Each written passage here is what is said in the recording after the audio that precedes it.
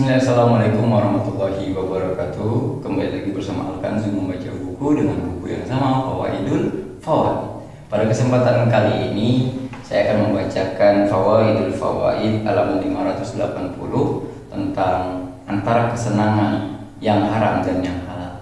Jadi kita senang dengan yang haram atau kita senang dengan yang halal. Pentingnya kedalaman berpikir. Jadi kita harus benar-benar dalam berpikir. Kesenangan yang diharamkan itu bercampur dengan keburukan ketika menikmatinya, dan pasti membuahkan kepedihan di akhirnya. Oleh sebab itu, apabila muncul dorongan yang sangat hebat untuk melakukan kesenangan yang diharamkan, maka pikirkanlah terlebih dahulu bahwa kesenangan yang diharamkan itu pasti akan hilang.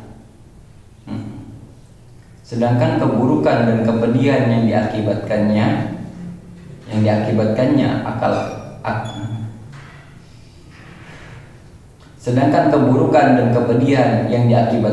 akan kekal selama-lamanya. Kemudian bandingkanlah kedua perkara tersebut, lalu perhatikanlah perbedaan antara keduanya. Keletihan dalam melaksanakan ketaatan bercampur dengan kebaikan, dan pasti membuahkan kesenangan dan kenyamanan setelah melakukannya. Apabila dorongan untuk melakukan ketaatan dirasakan oleh jiwa, maka renungkanlah bahwa keletihannya pasti akan hilang. Sedangkan kebaikan, kelezatan, dan kebahagiaan yang dihasilkannya akan kekal selama-lamanya. Bandingkan kedua hal itu, kemudian utamakanlah yang lebih kuat dampaknya, dan tinggalkanlah yang tidak kuat. Jika Anda merasakan kepedihan karena melakukan ketaatan, maka bayangkanlah kegembiraan, kebahagiaan, dan kesenangan yang akan dihasilkannya. Niscaya kepedihan Anda itu akan reda. Jika Anda merasakan kepedihan karena meninggalkan kesenangan yang diharamkan, maka bayangkanlah kepedihan yang akan Anda rasakan akibat melakukan kesenangan yang diharamkan. Lalu bandingkanlah kedua kepedihan itu.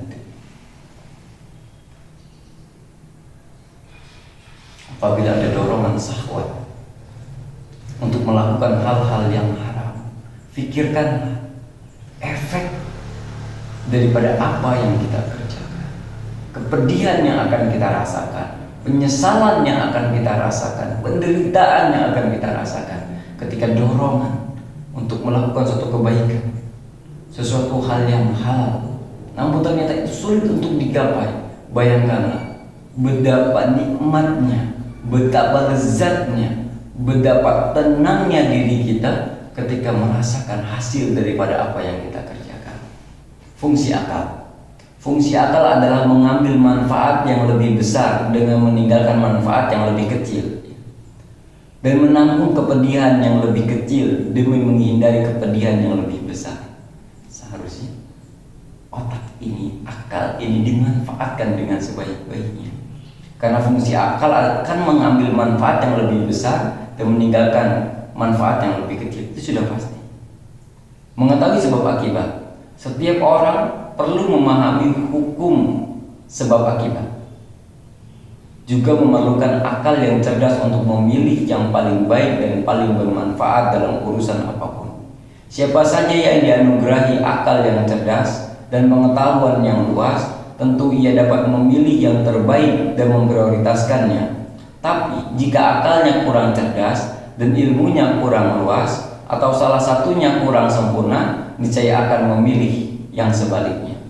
Orang yang berpikir tentang dunia dan akhirat tentu menyadari bahwa ia tidak mungkin mendapatkan salah satunya tanpa menghadapi kesulitan. Oleh karena itu, hendaknya seseorang mau menghadapi kesulitan itu demi mendapatkan yang lebih baik dan paling kekal di antara keduanya, yakni akhirat. Luar biasa beberapa bacaan kita pada kesempatan kali ini, luar biasa sekali, menambah keimanan dan ketakwaan kita, dan mengarahkan logika kita, mengarahkan hati kita untuk mengambil suatu kesimpulan, untuk mengambil suatu tekad, untuk mengambil suatu langkah yang benar untuk merasakan kelezatan-kelezatan akhirat. Dan semoga apa-apa yang kita baca ini menambah keimanan.